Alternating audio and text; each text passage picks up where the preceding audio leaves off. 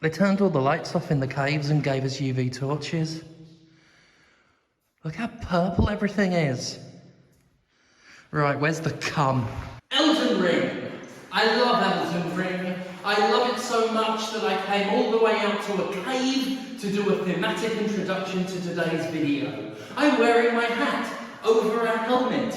I love Elden Ring so much it makes my pussy tingle. But just because we love a video game, that doesn't mean we have to love the people who make it. For indeed, we as human beings are flawed, and corporations represent perhaps humanity's greatest flaw of all. So today we're going to look at the potentially less savoury aspects of FromSoftware, and more pertinently to this video, delve deep into the dirty, miresome cave that is FromSoftware's fanbase and its reaction to anybody who dares criticise their perfect producer of entertainment products. I'm in a cave! Oh god, all of this respawned. I don't want to bother. This is gonna bite me in the arse.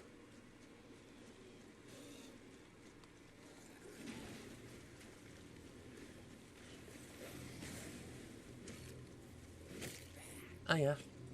See ya. Ha! It didn't bite. Oh shit, it's biting me in the arse. Get up there. Stop biting me in the arse. Stop biting my arse. No, no, no. My arse. It's been thoroughly bitten. No.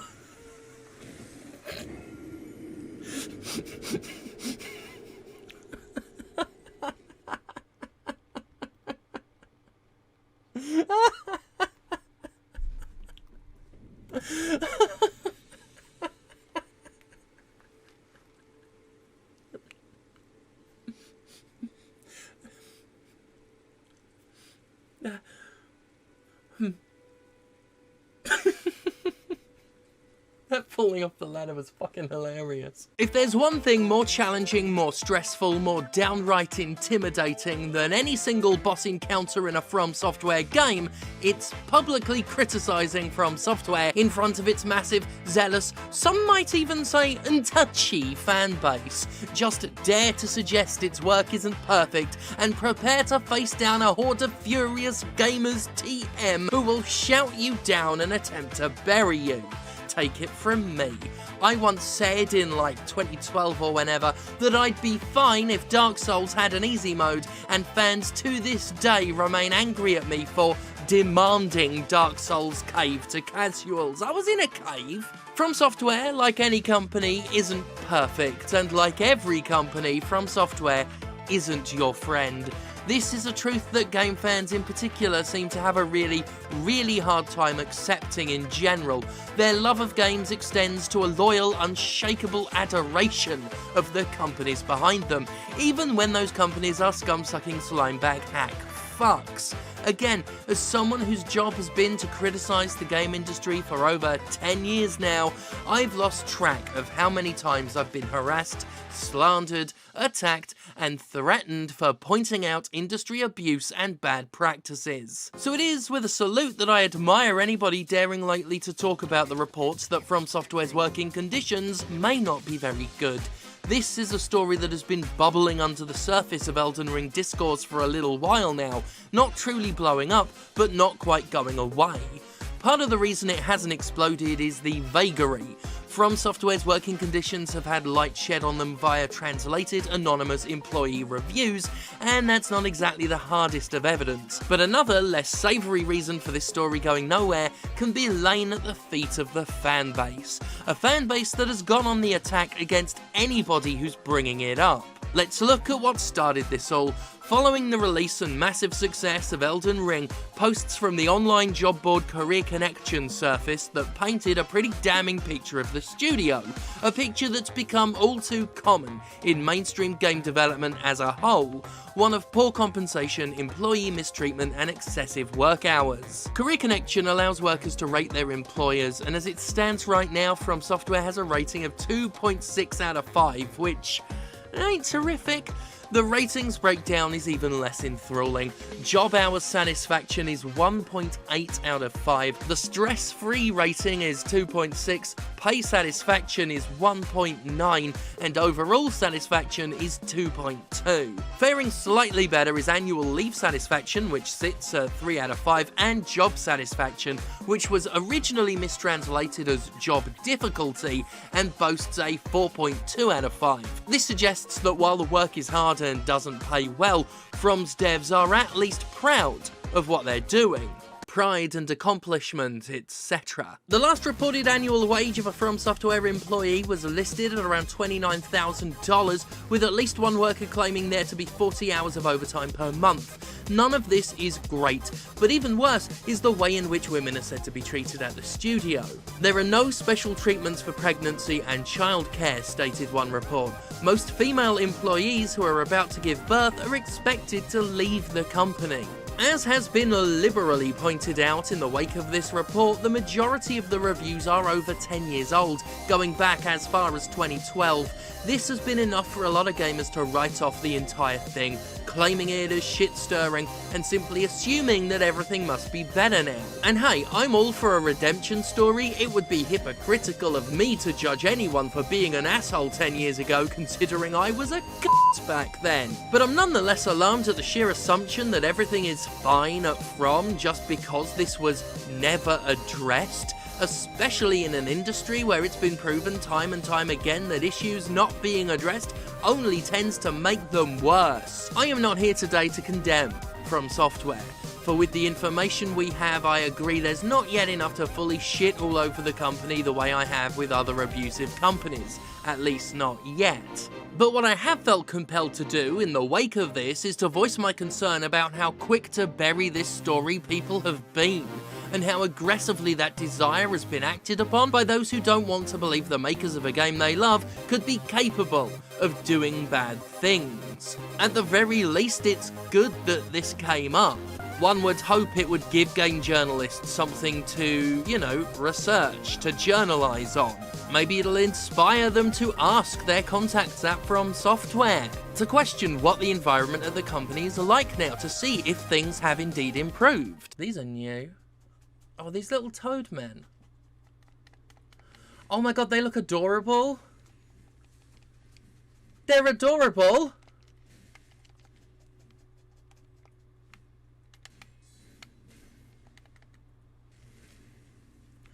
Oh my god.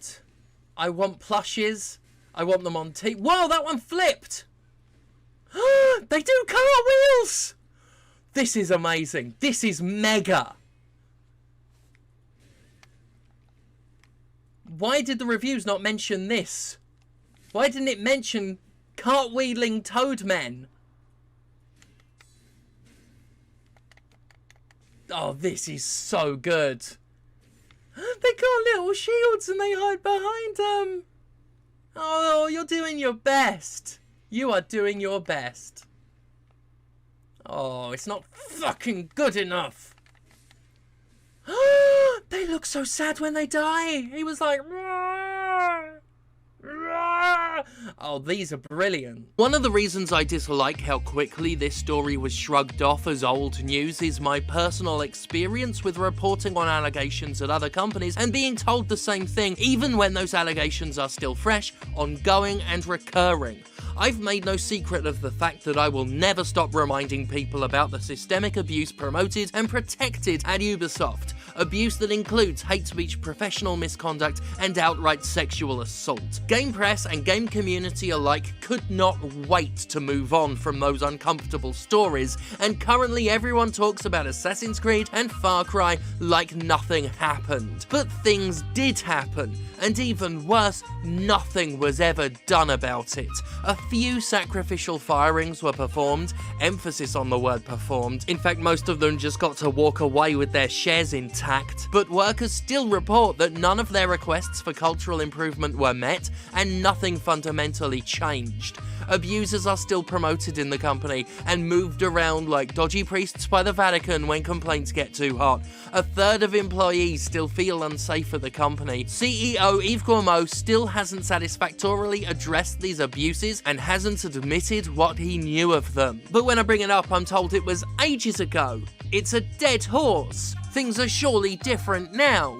I'm told to just shut up and let people enjoy the games, and that's fucked up. I'll never get over quite how truly fucked up it is that Ubisoft faced credible allegations of the worst abuses and assaults in the industry and not only got away with it scot-free, but continues doing it to this day while shielded from criticism by a fanbase that doesn't want to hear it and a press that doesn't want to acknowledge it. So you'll have to forgive me for being disturbed by the amount of From fans who immediately shut down discussion of these reports like they didn't matter on the mere assumption of modern irrelevance. Similarly, I've been unimpressed by those who have hand-waved away the issue by saying, oh, it's like that everywhere. Many comments have pointed out that so many developers overwork their employees that it's not worth bringing up, that it's normal, and therefore okay.